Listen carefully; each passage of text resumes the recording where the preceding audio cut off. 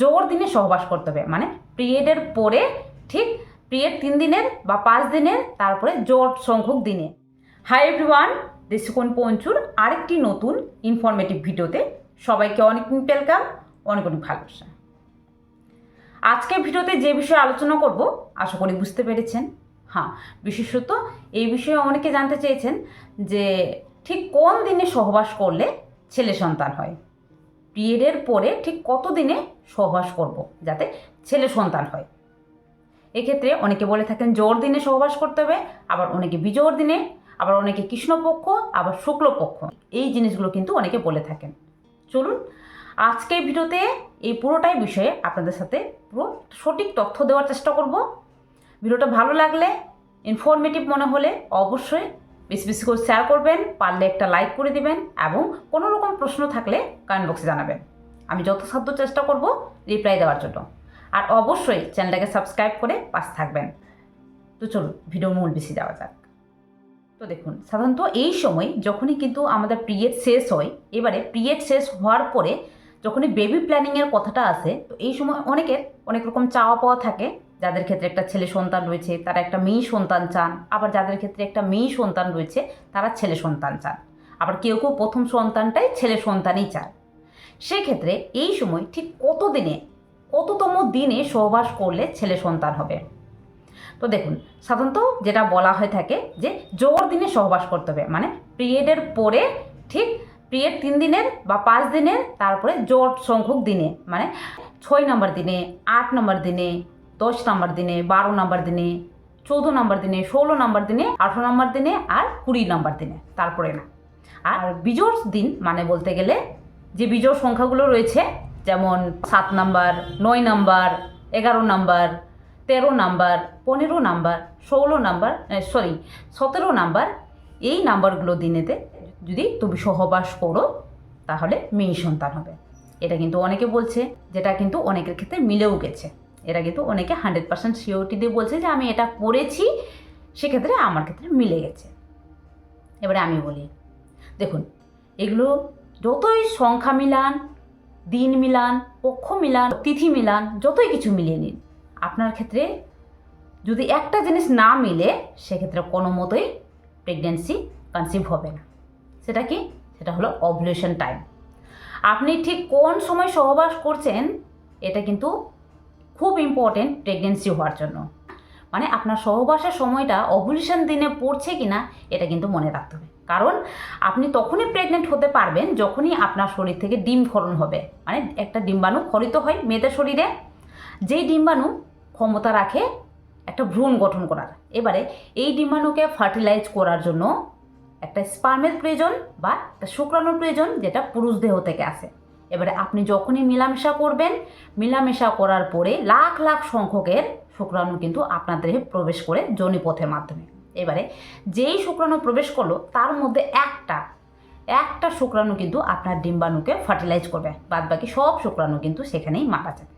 এবারে এই সময় যেটা মনে রাখতে হবে সেটা হলো, ডিম্বাণু কিন্তু মেয়েদের শরীরে যখন ক্ষরণ হয় সেটা মাত্র 24 ঘন্টার থাকে। মানে আপনার শরীরে মাত্র 24 ঘন্টা ধরে জীবিত থাকতে পারে সেই ডিম্বাণুটা, যেটা কিন্তু ভ্রূণ গঠন করবে। আর যে শুক্রাণু যেটা পুরুষ দেহ থেকে আপনার শরীরে আসে, সে কিন্তু মিনিমাম 72 ঘন্টা, মানে প্রায় 3 দিন পর্যন্ত আপনার শরীরে জীবিত থাকতে পারে। এবারে আপনি যদি প্রেগনেন্ট হতে চান সেক্ষেত্রে আপনাকে যেটা মনে রাখতে হবে সেটা হলো আপনার ডিম্বাণুকে ধরতে হবে। মানে আপনার ডিম্বাণু যে 24 ঘন্টায় থাকে, ওই 24 ঘন্টার মধ্যে যাতে শুক্রাণু সেই ডিম্বাণুটাকে ধরতে পারে সেটা কিন্তু মনে রাখতে হবে। তার জন্য কি করতে হবে, ওভুলেশনের টাইমটাতে, মানে ওভুলেশনের যে দিনটা হচ্ছে সেই সময় সহবাস করতে হবে। সেক্ষেত্রে আপনি যদি ওভুলেশনে না করে আপনি জোড় সংখ্যা মেলাতে গিয়ে এদিক বা ওদিক করে সহবাস করলেন, সেক্ষেত্রে যেটা হবে যে আপনার প্রেগনেন্সি হওয়ার চান্সটা কিন্তু অনেকটাই কমে যাবে। এবারে বলি, যারা বলছে যে পিরিয়ড হওয়ার পরে 4 নাম্বার, 6 নাম্বার, 8 নাম্বার এই দিনগুলোতে সহবাস করলে ছেলে সন্তানই হবে, তো দেখুন, প্রথমত বলি এখানে কথাই মিস্টেক রয়েছে। পিরিয়ড হওয়ার পরেই যে আপনার ক্ষেত্রে কনসিভ হয় সেটা কিন্তু হয় না। কারণ পিরিয়ড হওয়ার প্রায় 14 দিন পরে বা 14তম দিনে, মানে আপনার যদি রেগুলার পিরিয়ড থাকে, মানে নিয়মিত যদি পিরিয়ড হয়ে থাকে, সেক্ষেত্রে 14তম দিনে বা 15-16তম দিনে কারো কারো ক্ষেত্রে ওভুলেশন হয়ে থাকে। এই ওভুলেশনের সময়টাই কিন্তু আপনার প্রেগনেন্সি কনসিভ করার মেইন টাইম। এবারে আপনি ট্রাই করছেন পিরিয়ড হওয়ার পরে কিন্তু কোনো মতে প্রেগনেন্ট হওয়া যায় না। পিরিয়ড হওয়ার পরেই দেখবেন যে আপনার যৌনিপথটা পুরোপুরি শুকনো থাকে। এই সময় কোনো ধরনের সাদা স্রাব নির্গত হয় না, আর এই সময় কোনো ধরনের ডিম্বাণু ক্ষরিত হয় না। এই সময় আপনি প্রেগনেন্সিও হতে পারবেন না। তবে আপনি যদি 8 নম্বর দিন থেকে ট্রাই করেন, মানে অনেকের ক্ষেত্রে 14তম দিনে, আবার অনেকের ক্ষেত্রে 15তম দিনে, আবার অনেকের ক্ষেত্রে 16তম দিনে, এই সব দিনে কিন্তু যাদের ক্ষেত্রে পিরিয়ড সাইকেল খুব বেশি দিনের, মানে 32 দিনের 35 দিনের, তাদের ক্ষেত্রে কিন্তু 17-18তম দিনে এমনি কিন্তু ওভুলেশন হয়ে থাকে। এবারে আপনি ট্রাই করছেন 4 নম্বর দিন থেকে, 4, 5, 6, 7, 8, 9 করলেন, 10ও করলেন, কিন্তু তারপরে যখনই ওভুলেশনের টাইম আসলো আপনি তখন করলেন না, বা আপনি 18 তারিখ অবধি করে গেলেন, কিন্তু যখনই আপনার ওভুলেশন 20 তারিখে হলো আপনি করলেন না। সেক্ষেত্রে কি কনসিভ হবে? কখনোই হবে না। তো আপনাকে কি মনে রাখতে হবে? সেটা মনে রাখতে হবে যে আপনার ওভুলেশন টাইমটাকে ধরে রাখতে হবে। এই সময় আপনি মানতেই পারেন, আপনি জোর সংখ্যক দিনটা মানতেই পারেন যে আপনি 16তম দিনে 18তম দিনে সহবাস করলেন। তবে অবশ্যই মনে রাখবেন এই সময় আপনার ওভুলেশনটা ঠিক কোন সময় হচ্ছে। ওভুলেশন ডে যদি না মিলিত হয় তাহলে কিন্তু কোনো মতে কনসিভ হবে না। এবারে ছেলে নেওয়ার কথা, ছেলে বা মেয়েটা কিন্তু তখনই আসে যখন কিন্তু আপনার শরীরে পুরুষ দেহ থেকে যে শুক্রাণুটা আসে সেই শুক্রাণুটা ওয়াই ক্রোমোজোমের থাকে। মানে পুরুষ দেহে কিন্তু এক্স এবং ওয়াই ক্রোমোজোম থাকে, আর স্ত্রী দেহে XX ক্রোমোজোম থাকে। এবারে পুরুষ দেহ থেকে কিন্তু X ক্রোমোজোম, ওয়াই ক্রোমোজোমও আসে। যে কোনো একটা ক্রোমোজোম কিন্তু ডিম্বাণুকে ফার্টিলাইজ করে। এবারে ডিম্বাণুকে কে ফার্টিলাইজ করলো সেই অনুযায়ী কিন্তু ভ্রূণ গঠন হবে। এখানে যদি ওয়াই ক্রোমোজোমের শুক্রাণু যদি ডিম্বাণুকে ফার্টিলাইজ করে তবেই কিন্তু আপনার ছেলে সন্তান হবে।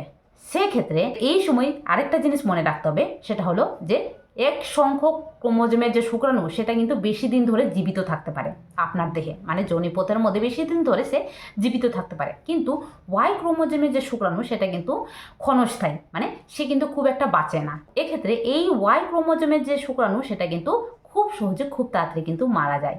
তার জন্য আপনি যদি অনেক দিন আগে, মানে 2 দিন আগে সহবাস করেছেন আর আপনার ডিম্বাণু ক্ষরণ হয়েছে 2 দিন পরে, এক্ষেত্রে কিন্তু আপনার এক্সট্রাই গিয়ে প্রথমে ফার্টিলাইজ করবে। তো প্রথমত যেটা মনে রাখবেন সেটা হলো যদি ছেলে সন্তান নিতে হয় তার জন্য ওভুলেশন ডেটা কিন্তু আপনাকে ক্যাপচার করতে হবে। ওভুলেশন ডের একদিন আগে বা ওভুলেশন ডে বা ওভুলেশন ডের একদিন পরে, এই সময়ে যদি আপনি সহবাস করতে পারেন তাহলে কিন্তু খুব দ্রুত হারে ওয়াই ক্রোমোজোম যে শুক্রাণু রয়েছে সেটা কিন্তু ফার্টিলাইজ করতে পারে এবং ছেলে হওয়ার সম্ভাবনা কিন্তু সবচেয়ে বেশি থাকে। আদারওয়াইজ আপনি যদি আগে করেন বা পরে করেন তাহলে কিন্তু কনসিভ করারই চান্স থাকে না, বা করলেও আপনার ক্ষেত্রে মেয়ে হওয়ার চান্সটা বেশি পরিমাণ থাকে, কারণ এক্স ক্রোমোজোমের যে শুক্রাণু সেটা কিন্তু বেশি দিন বাঁচে। এটা কিন্তু বৈজ্ঞানিক মতে মানা হয়ে থাকে। তো এই যে সমস্ত যুক্তি দিয়ে কথাগুলো বললাম এটা কিন্তু বৈজ্ঞানিক মতে ধরা হয়ে থাকে। এবারে যারা বলে যে না তুমি জোর সংখ্যক দিনেই সহবাস করো তাহলে কিন্তু তোমার ক্ষেত্রে ছেলে সন্তানই হবে। কারো কারো ক্ষেত্রে পিরিয়ড কিন্তু 35 দিনেরও হয়ে থাকে, মানে পিরিয়ড সাইকেলটা 35তম দিনে হয়ে থাকে, কারো কারো ক্ষেত্রে 40তম দিনের। এক্ষেত্রে আপনি যদি 20তম দিন থেকেই ছেড়ে দেন তাহলে কিন্তু হবে না, কারণ পিরিয়ড সাইকেল যদি 40তম দিনে হয় তাহলে কিন্তু 40তম দিন থেকে 14 দিন মাইনাস দিন, তাহলে কিন্তু আপনার কতদিন দাঁড়াচ্ছে? 14 দিন মাইনাস দিলে আপনার 26 তারিখে ওভুলেশন হচ্ছে। তো এই সময় এই জিনিসগুলো কিন্তু ম্যাটার করে। তো অবশ্যই আপনার ওভুলেশনের টাইমটা ঠিক কখন রয়েছে সেই অনুযায়ী কিন্তু আপনি প্ল্যান করুন আপনার ছেলে বা মেয়ে নেওয়ার জন্য। এক্ষেত্রে ওভুলেশনের আগে থেকে, মানে 3 দিন 4 দিন আগে থেকে যদি আপনি সহবাস করেন তাহলে কিন্তু মেয়ে হওয়ার সম্ভাবনাটা বেশি থাকে। আর ওভুলেশন টাইমটা যদি আপনি সহবাস করেন তাহলে কিন্তু ছেলে হওয়ার সম্ভাবনাটা বেশি থাকে, কারণ ওয়াই ক্রোমোজোম খুব দ্রুতশীল আর খুব তাড়াতাড়ি ফার্টিলাইজ করতে পারে, কিন্তু ওয়াই ক্রোমোজোম বেশি দিন বাঁচে না। এই জিনিসগুলো কিন্তু মনে রাখতে হবে। আদারওয়াইজ আপনি জোড় সংখ্যক বা বিজোড় সংখ্যক যেই দিনে সহবাস করুন আপনার ক্ষেত্রে ছেলেও হবে মেয়েও হতে পারে। এগুলো কিন্তু কোনো একদম 100% সিওরিটি দিয়ে কেউ বলতে পারবে না। কারো কারো ক্ষেত্রে মিলে যেতে পারে, কারণ তার ওভুলেশন টাইমটা তখন রয়েছে। আপনার ক্ষেত্রে ওভুলেশন টাইম তখন নাও থাকতে পারে, এক্ষেত্রে আপনার মেয়েও হতে পারে ছেলেও হতে পারে। তো অবশ্যই জিনিসগুলো মনে রাখবেন। আশা করি আজকে ভিডিওর মাধ্যমে খুব সুন্দরভাবে বোঝাতে পারলাম। ভিডিওটা কেমন লাগলো কমেন্ট বক্সে জানাবেন। অবশ্যই বেশি বেশি করে শেয়ার করুন, পারলে চ্যানেলটাকে সাবস্ক্রাইব করে পাশে থাকবেন। চলুন আজকে এই পর্যন্ত, দেখা হবে আরেকটি নতুন ভিডিওতে। আজকের জন্য টাটা। সবাই ভালো থাকবেন, সুস্থ থাকবেন, সাবধানে থাকবেন।